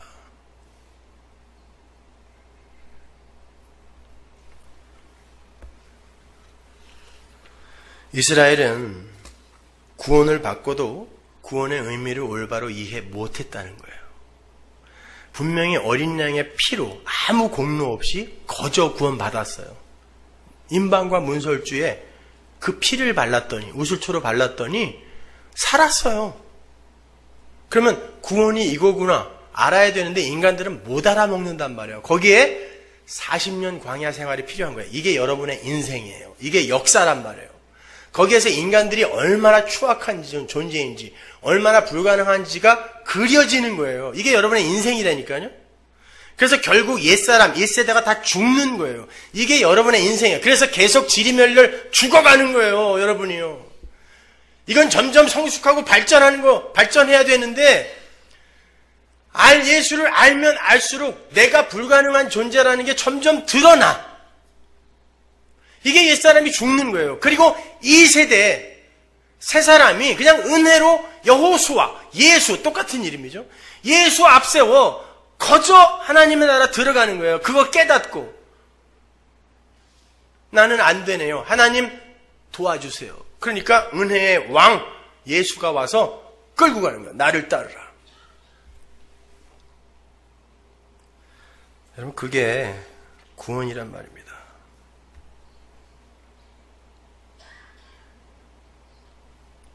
그래서 광야 40년 동안의 그 삶 속에서 구원받은 자들에게 다시 율법이 주어지고 그 율법 안 지키면 다시 애굽으로 몰아넣는다는 얘기가 아니에요. 그래서 홍해를 닫아버린 거예요, 하나님이. 다시는 못 돌아간다. 근데 율법을 뭐하러 줘요? 어차피 구원할 거를. 역사 속에서 그거 배우라는 거예요. 니들이 어떻게 구원받았는지. 그리고 그 옛사람들이 다 죽는 일이 또 그려지고, 노뱀 사건이 또 그려지고, 성막 짓기가 그려지고, 모세의 죽음 등의 그림이 그들의 40년 광야 역사 속에 계속 그려진, 거기에서 그려진 건 다 인간들의 불가능이에요. 아, 인간들은 혼돈과 공허구나. 그러니까 하나님이 은혜로, 노뱀으로 그걸 그냥 쳐다본 자만 살게 하는 은혜로 구원해야 되는 거구나를 그려내는 게 여러분의 신앙생활이고 교회인 거예요. 잘 생각해 보시죠, 여러분. 구원받은 이스라엘이 자기들이 주인공이 되어서 자기들이 원하는 것을 달라고 때를 쓰면서 하나님을 원망했죠? 마귀의 나라에서 그들이 원했던 게 부추와 마늘과 고기였어요. 그리고 법 같은 거 이런 거 말고 그냥 우리 마음대로 살 수 있는 거. 율법이 없었어, 애굽에서는. 나왔더니 내가 먹고 싶은 것도 없고 내 마음대로 살 수도 없어. 내 주체성과 존재성이 묵살돼 버려. 그런데 이게 하나님의 구원이래요. 인간들은 이게 뭐야? 그러면 왜 나온 거야, 우리가? 이건 죽는 거지, 뭐야, 이게? 그래서 모세한테 그러는 거야. 너 우리를 죽이려고 데리고 나왔니? 근데 하나님은 끝까지, 맞아, 나 너희들 죽이려고 데리고 나왔어. 애굽의 수치 잘라내고 옛사람의 죽음이에요. 죽이고 내가 니들 안에 넣은 내 예수로 너희들을 반드시 만들어내요. 내 아들 만들어내요. 나는 내 나라에 데리고 들어갈 거야. 이게 광야 40년이란 말이에요.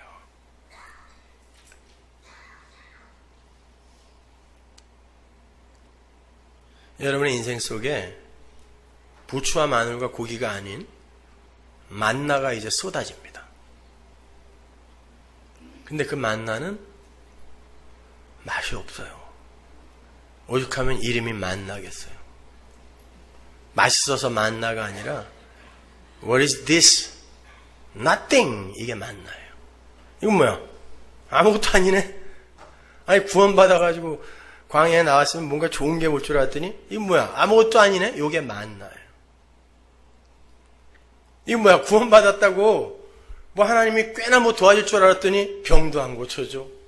사업이 안 되는데 부자도 안 만들어줘. 기적도 안 일어나.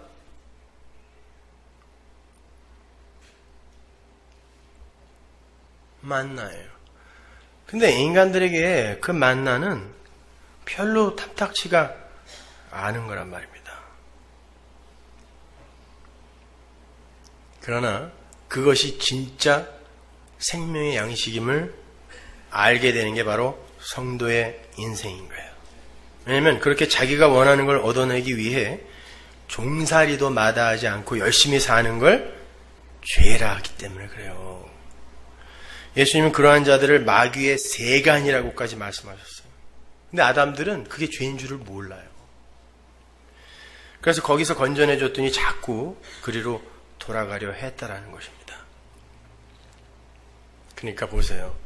구원받은 하나님의 백성들을 광야에서 계속 끌고 다니면서 그들에게 뭘 가르치신 거예요, 하나님이? 애굽이나 니들이나 똑같아. 이거 가르치신 거예요.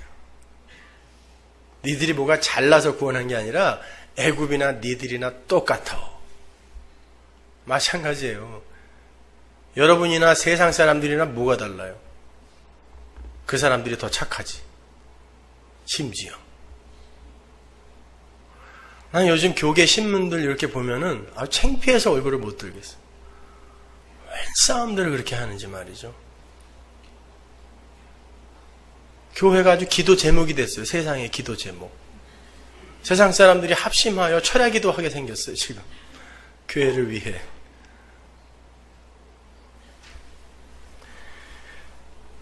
이스라엘과 애굽이 똑같다라는 걸 하나님이 이렇게 말씀하세요. 민수기 14장 22절. 나의 영광과 애굽과 광야에서 행한 나의 이적을 보고도 이같이 10번이나 나를 시험하고 내 목소리를 청중치 아니한 그 사람들은, 이 이스라엘이에요. 내가 그 조상들에게 맹세한 땅을 결단코 보지 못할 것이요 또 나를 멸시하는 사람은 하나라도 그것을 보지 못하리라. 여러분, 이스라엘이 하나님을 10번만 청종치 않았나요? 하나님의 말을 10번 청종치 아니한 사람이 누구예요? 바로잖아요.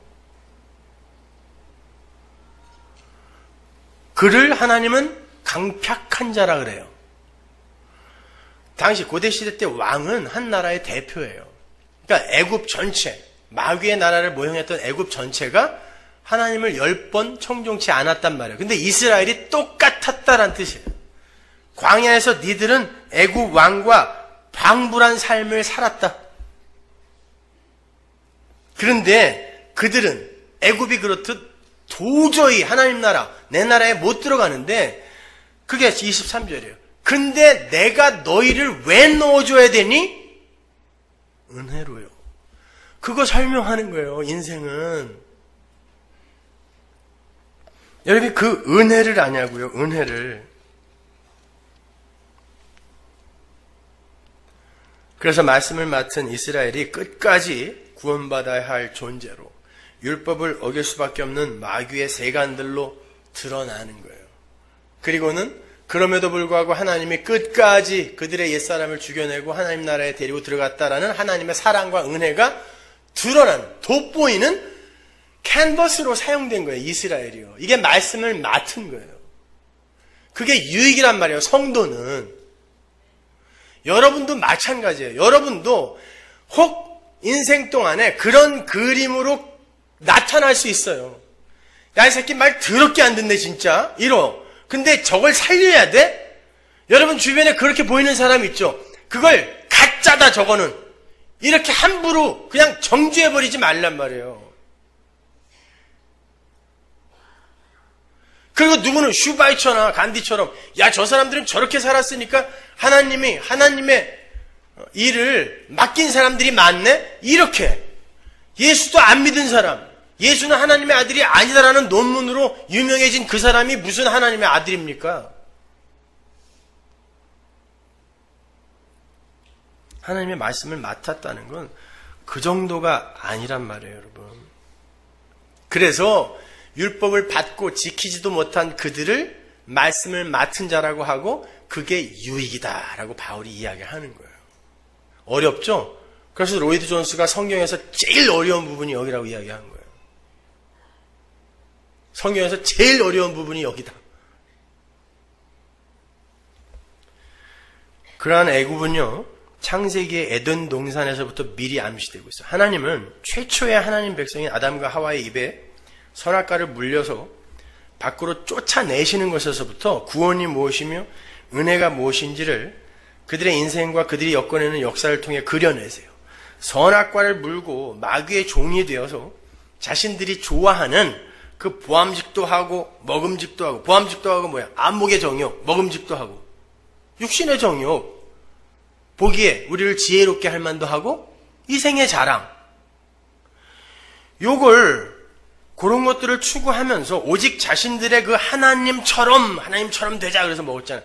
그 하나님처럼의 그 삶에만 관심을 두고 있는 그 아담들의 그 무화과 나무 잎사귀 옷을 손수 찢어버리고 당신의 아들의 피로 짠 의의 흰 옷을 입혀내는 게 그 입혀내시는 은혜의 그림이 에덴 동산에서부터 그려지고 있는 거예요. 여러분의 인생까지 그 그림이 계속 반복되어 그려지는 거예요.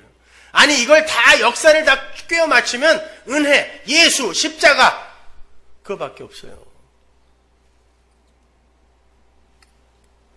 마찬가지예요. 예수님께서 이 땅에 육신을 입고 오셔서 예수 그리스도의 십자가와 하나님의 은혜의 필연성을 그려내실 때 하나님의 백성들을 모형하고 있던 이스라엘이 빛이 왔는데 빛을 못 알아보는 어두움이었다 그러죠. 내 백성인데 내 백성이 나를 못 알아보더라. 근데 결국 교회를 만들어내고 가셨단 말이에요. 요한복음 1장 5절. 빛이 어둠에 비치되 어둠이 깨닫지 못하더라. 그가 세상에 계셨으며 세상은 그로 말미암아 지은 바 되었을 때 세상이 그를 알지 못하였고 자기 땅에 오매 자기 백성이 영접지 아니하였으나 그러나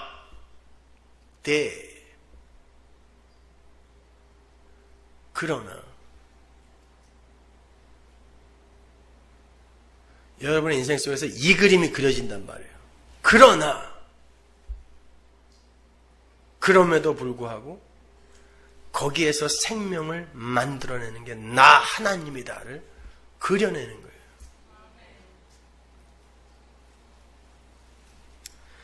또 반복합니다. 하나님은 그 어두움 중에서 당신이 선택하신 어떤 자들에게 복을 부으셔서 그들의 눈과 귀를 열어 그들의 처음 자리를 확인하게 하시고 왜 하나님 나라 백성들은 예수에 의해서만 말미암게 되는가를 그려내시는 거란 말이에요. 마태복음 13장 14절 보세요. 이사야의 예언이 저에게 이루었으니 일러스되 너희가 듣기는 들어도 깨닫지 못할 것이요 보기는 보아도 알지 못하리라. 이 백성들의 마음이 완악하여져서 그 귀는 듣기에 둔하고 눈은 감았으니 이는 눈으로 보고 귀로 듣고 마음으로 깨달아 돌이켜 내게 고침을 받을까 두려워함이라 하였느니라. 하나님이 막아놓은 자는 못 봐요. 못 들어요. 그러나 너희 눈은 봄으로 너희 귀는 들음으로 복이 있도다. 이렇게 자신들의 처음 자리를 온전하게 확인시켜주기 위해서 당신의 백성들에게 주신 것이 율법이며 할례였단 말이에요. 지키라고 준 게 아니라 우리는 죄인 많네요. 하나님 생기 불어넣어 주세요. 요 고백하라고. 로마서 3장 18절. 우리는 율법에 있는 모든 말씀이 율법 아래 사는 사람에게 말한 것임을 압니다. 그것은 모든 입을 막고 온 세상을 하나님 앞에서 유죄로 드러내시려는 것입니다. 지켜서 상 받으라는 게 아니라 니들은 유죄다. 이거 드러내기 위해서. 그러므로 율법을 지킴으로써 하나님 앞에서 의롭다 인정받을 사람은 아무도 없습니다. Nobody. 율법으로는 죄를 인식할 뿐입니다. 그렇죠? 하나님께서 당신의 백성들의 처음 자리, 난 죄인이며 구원이 필요한 자가 맞습니다라는 걸 확인시키기 위해 주신 게 율법이라고 그러고 그걸 신약에서는 뭐라 그래요? 율법이란 단어가 신약에서는 성경이란 단어도 쓰이고 그건 말씀이란 단어도 쓰여요. 따라서 이런 결론이 나는 거죠. 구약의 율법이나 할례 그리고 성경의 모든 말씀은 예수 그리스도를 나타내고 설명하며 최종적으로 성취된 하나님 나라의 모든 원인과 결과를 그리로 집중시키기 위한 도구였던 거지 그걸 지켜서 하나님께 올라오라고 준 게 아니란 말이에요. 그걸 출애굽 광야 시대의 만나와 안식일로 설명해 준 거예요. 요한복음 6장 48절 내가 곧 생명의 떡이로라 너희 조상들은 광야에서 만나를 먹었어도 죽었거니와 이는 하늘로서 내려오는 떡이니 사람으로 하여금 먹고 죽지 아니하게 하는 것이니라. 나는 하늘로서 내려온 산 떡이니 사람이 이 떡을 먹으면 영생하리라. 나의 줄 떡은 곧 세상의 생명을 위한 내 살이로라 하시니라. 출애굽 광야에서 이스라엘에게 내려왔던 그 만나라는 건 하나님의 택하신 백성들에게 주어지게 될 예수 그리스도라는 은혜의 그 하늘 양식을 모형하던 거였어요. 분명해요, 그건요. 그죠? 예수님이 하신 말씀이니까. 그래서 예수님이 그들에게 만나를 준 이유를, 하나님이 그들에게 만나를 준 이유를 신명기 8장에서 사람은 떡으로만 사는 게 아니라 하나님의 말씀으로 사는 것이다를 가르쳐 주기 위해서라고 이야기하는 거란 말입니다. 성경은 그 예수 그리스도를 하늘의 양식이라고도 표현하지만 요한복음 1장에서는 말씀이라고도 이야기한단 말이에요. 율법, 할례, 이게 말씀이거든요. 예수, 말씀, 만나, 율법 다 같은 걸 상징하고 있어요, 지금요. 그런데 왜 구약의 율법으로는 사람들이 다 저주받아 죽고 신약의 그 율법의 본체, 예수, 그 신약의 율법으로 오신 예수는 어떻게 살리냔 말이에요. 이게 키포인트란 말입니다. 만나에만 한번 집중해서 설명해 드릴게요. 어떻게 그 만나가 예수 그리스도를 그려내고 있었죠? 하나님께서 이스라엘에게 6일간 일을 하게 하세요. 광야에서. 그죠? 이스라엘은 광야에서 머물러서 농사를 지을 수가 없었어요. 수시로 텐트 걷어 그럼 가야 되니까.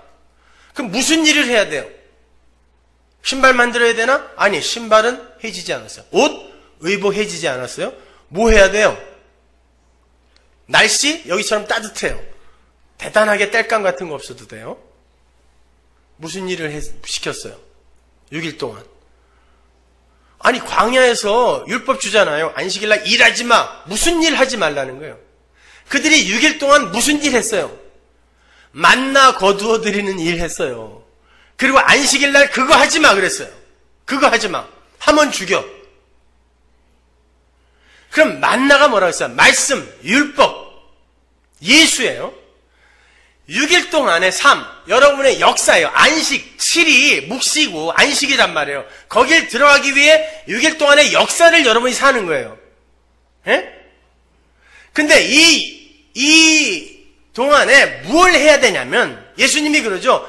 우리가 무엇을 해야 합니까? 하나님의 일이 뭡니까? 그러니까 예수님이 하나님이 보내신 자를 믿는 거다 그랬죠. 그럼 예수를 여러분이 이 세상에서 지금 믿는 자가 되는 게 하나님의 일을 하는 건데, 예수를 믿는다는 건 내가 하는 일은 하나님 나라에 가는데 전혀 쓸모가 없다는 걸 인정하는 거죠. 그러면 6일 동안 만나를 끌어모으는 건 뭐라 그랬어요? 예수를 내 힘과 노력으로 붙들려고 끌어모으는 거예요. 그리고 먹는 거예요. 먹고 에너지 삼아 안식으로 가겠다는 거죠. 정작 하나님은 안식일에 그 만나를 끊어버렸어요. 그리고는 그 전날 거저줘버려요. 역사는 뭐냐면 만나를 끌어모으려고 하는 인간들의 노력이 안식으로 못 간다는 걸 경험하게 하시고, 그리고 이 안식으로 들어갈 때는 반드시 하나님이 거저주는 예수에 의해 들어간다는 걸 설명하는 도화지란 말이에요, 여기가. 그래서 만나가, 예수라는 그 만나가 그들에게 주어졌는데, 그들에게 일하라 하는 거예요. 해봐. 맞아요. 여러분 열심히 사세요. 착하게 사세요. 제발. 이웃을 사랑하세요. 그러나 그것으로, 여러분의 그 노력으로 안식의 나라 못 들어간다는 건 반드시 깨닫고, 혹시 그 삶이 진심에 우러나서 나온다 할지라도 이건 예수가 내 삶 속에서 만들어낸 거라는 걸 인정하는 그 자리로 가는 거예요. 성도는. 그런데 성경을 보면 그 만나를 율법이라고 명확하게 이야기하는데 한번 보세요. 출애굽기 16장 25절. 모세가 가로되 오늘은 그걸 먹어라. 오늘은 여호와께 안식일인즉 오늘은 너희가 그것을 들여서 얻지 못하리라. 6일 동안은 너희가 그것을 거두되 제7일은 안식일인즉 그날에는 없으리라 하였으나 제7일에 백성 중 더러가 거두러 나갔다가 얻지 못하니라. 여호와께서 모세에게 이르시되 어느 때까지 너희가 내 계명과 율법을 지키지 아니하려느냐. 만나 거두러 나갔는데 너 왜 율법 안 지켜? 그런다. 자, 만나와 율법을 지금 동일시하여 설명을 하고 있어요. 볼지어다 여호와가 너희에게 안식일을 주므로 제6일에는 이틀 양식을 너희에게 주는 것이니 너희는 각기 처소에 있고 제7일에는 아무도 그 처소에서 나오지 말지니라. 그러므로 백성이 제7일에 안식하니라. 아무 일도 안 했다는 거예요. 쉬었다는 거예요. 그게 하나님 나라의 사바스, 안식. 하나님이 6일 동안 완전히 맞추시고 예수 그리스도가 죽어서 이들의 먹이가 되어 예수가 이루는 나라가 안식의 나라, 하나님 나라임을 보여주는 거예요. 그게 만나와 안식일의 이야기란 말이에요. 출애굽기 16장 4절. 때 여호와께서 모세에게 이르시되 보라 내가 너희를 위하여 하늘에서 양식을 비같이 내리니 백성이 나가서 일용할 것을 날마다 거둘 것이라. 이같이 하여 그들이 나의 율법을 준행하나 아니하나 내가 시험하리라. 이건 배불리 줘서 배 터지게 만들어 놓고 말 듣나 안 듣나 보겠다 이런 말이 아니에요. 만나를 갖고 그들이 진짜 율법을 지켜 하나님 나라에 갈 수 있는가를 내가 한번 시험하여 그림으로 보여줄게라는 뜻이란 말이에요. 안식일 날 만나 거두러 나간 사람 다 죽었어요.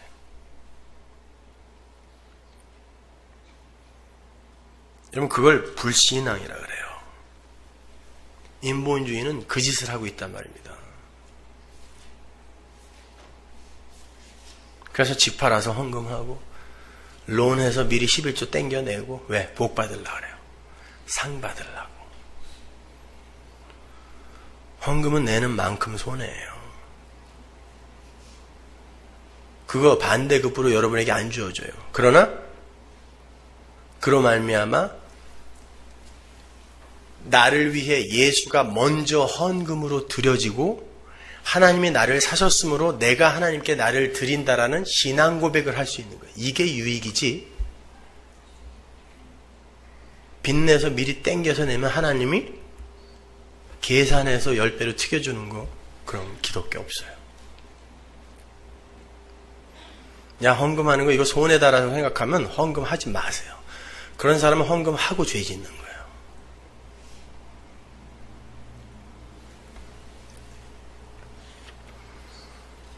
자, 그걸 그러면 시내산에서 주어진 율법으로 한번 설명해 보세요. 여러분, 시내산에서 이스라엘에게 율법이 주어지죠? 자, 율법은 지키라고 주는 거다? 아니다. 분명히 아니에요. 아니, 성경에 써 있잖아요. 왜 대답을 비춰? 내가 뭘 물어보면 다 함정이 있는 줄 알고 대답을 못 하죠. 아니잖아요. 앞에서 설명했잖아요. 찾아봤잖아요. 죄를 인식하게 하는 게 율법이라 그랬잖아요. 근데 그게 내려오면 인간의 죄가 폭로되죠. 당연히 죄를 인식하게 하는 게 율법이니까. 첫 언약의 율법. 첫 십계명 돌판 율법이 시내산에서 내려왔을 때 인간의 죄가 폭로되죠. 하나님이라고 그들이 만들어 놓은 게 금송아지였어요. 풍요의 신. 이게 죄예요. 우상 섬김. 하나님이 이건 다 죽여야 된다 그랬어요. 분명히. 그래서 도륙시킵니다. 칼가진 자 나와라 그러고 3,000명을 죽여버리죠. 그때 모세가 가로막죠. 하나님 날 죽이세요. 날 죽이세요. 중보자 예수의 모형이에요. 하나님이 내가 너 봐서 살리겠다 그래요. 그리고 두 번째 율법을 줘. 이게 새 언약이에요. 이 율법은 법궤 속에 들어갑니다. 그 이후로 이스라엘의 모든 전쟁은 이 법궤를 앞세우고 가야 돼요. 하나님의 전쟁은 바로 그 전쟁이라는 걸 보여주는 거예요. 어떤 전쟁이냐면 이스라엘은 두 번째 율법, 돌판이 내려왔을 때 뭘 기억해야 했냐면 우리는 율법을 지켜서 이렇게 멀쩡한 게 아니라 모세라는 중보자가 우리를 막고 서서 하나님 날 죽이세요. 그리고 예린을 살리세요라고 했기 때문에 이렇게 산 것이다라는 것을 두 번째 그 돌판을 보고 항상 환기해야 됐어요. 그죠? 우리는 은혜로 산 거지 율법 지켜서 이렇게 산 거 아니다를 아는 그 믿음으로 여호와의 전쟁을 치러야 이기는 거란 말이에요. 그러면 이제 이스라엘이 안식에 들어가기 위해선 만나와 안식일의 이야기를 생각해 보세요. 이스라엘이 광야 40년, 이게 6일이에요. 이 광야 40년 동안 배워야 할 게 뭐냐면 우리는 하나님의 은혜로 저 안식의 땅에 들어가는 거지 우리의 힘으로 들어가는 거 아니다를 알기 위해선 그러면 그들 앞에서 그 안식의 땅 앞에서 그들 대신에 누가 죽어야 되잖아요.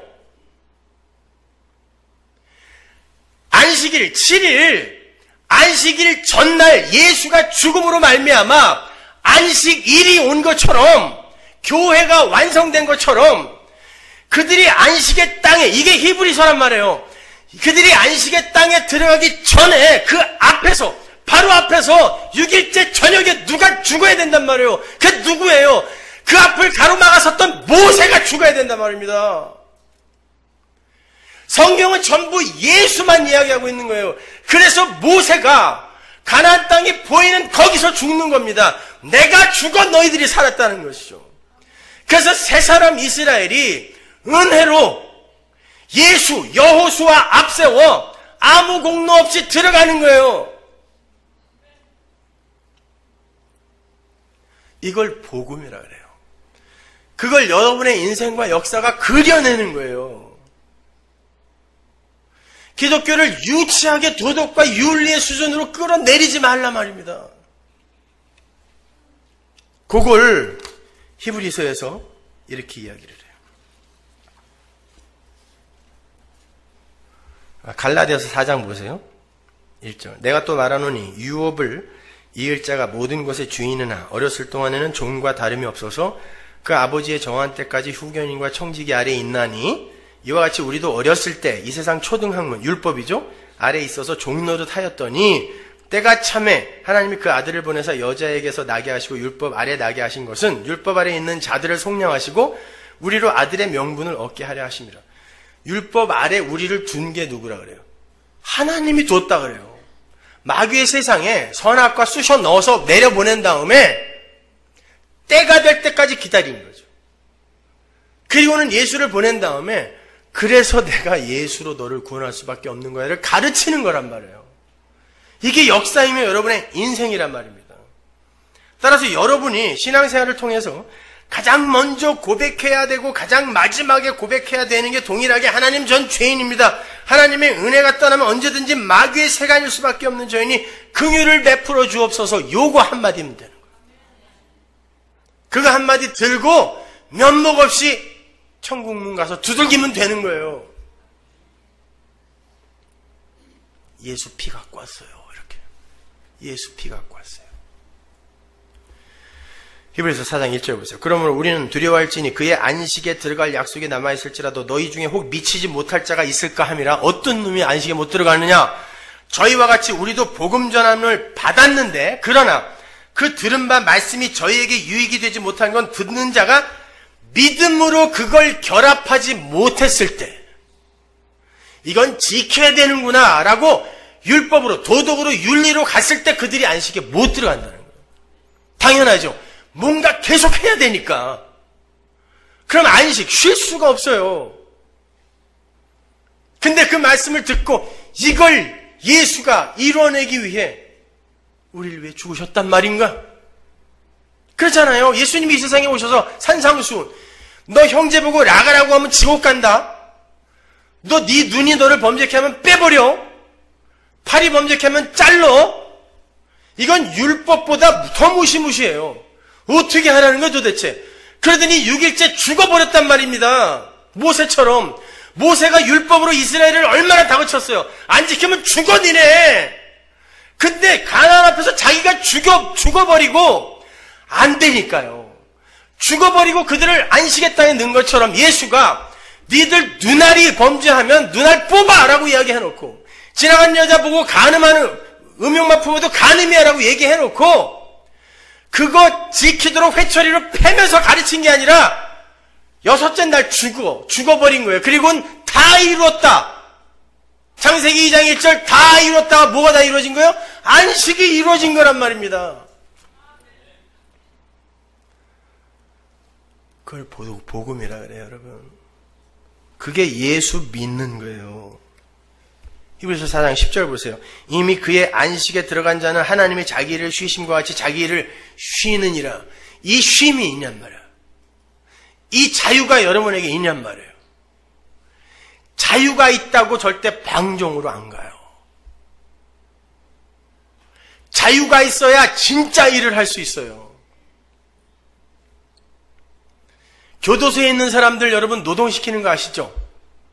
모르는 분은 맹구 집사님한테 물어보세요. 그 사람들이 일 최선을 다해서 열심히 하던가요?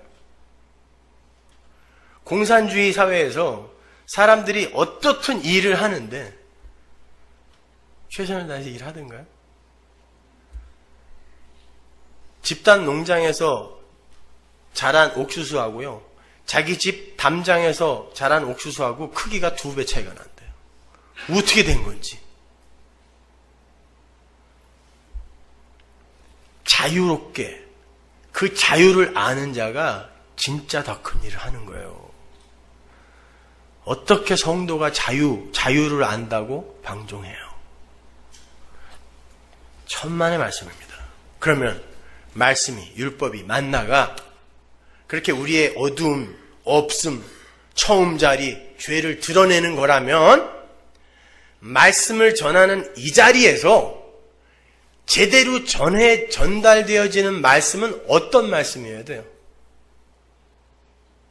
여러분의 혼과 영과 관절과 골수를 쪼개서, 이건 수술을 한다는 뜻이죠. 수술은 누구에게 필요해요? 환자에게 쪼개서 골수 안에까지 너희들은 죄가 차 있구나를 가르쳐주는 걸 설교를 잘한다고 하는 거예요.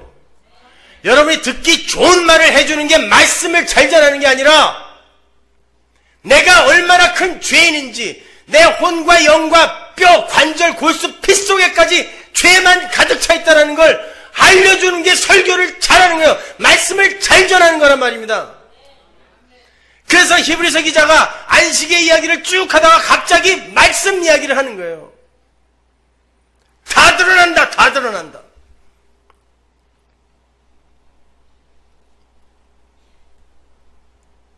그게 부담스럽습니까? 아니, 대안이 있잖아요. 예수가 죽으셨잖아요. 행복해 하셔야죠, 오히려.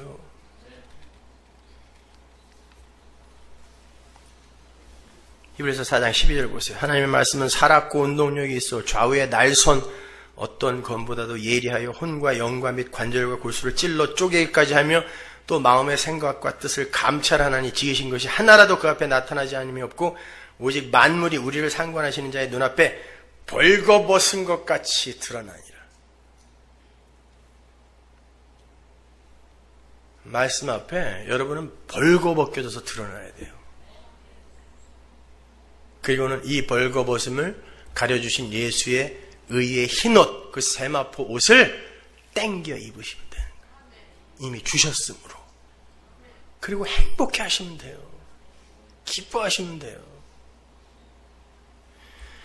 이사야서 57장 1절 보세요. 의인이 죽을지라도 마음에 두는 자가 없고 자비한 자들이 최후감을 입을지라도 그 의인은 화액 전에 최후감을 입은 것인 줄로 깨닫는 자가 없도다.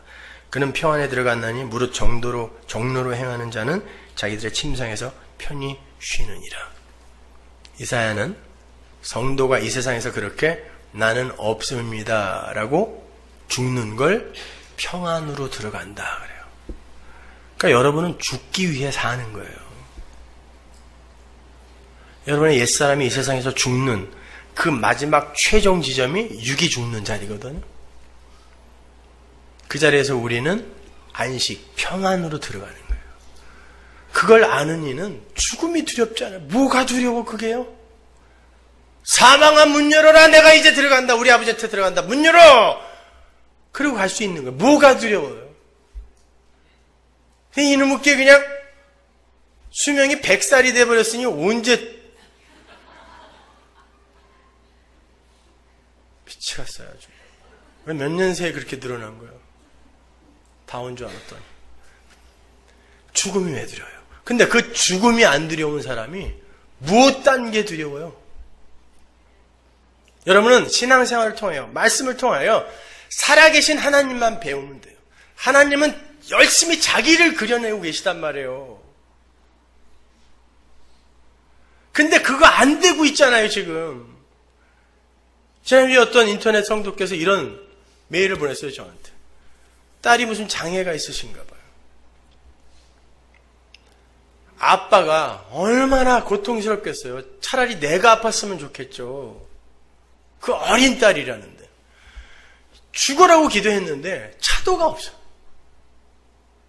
하나님께 원망의 기도를 드렸대요.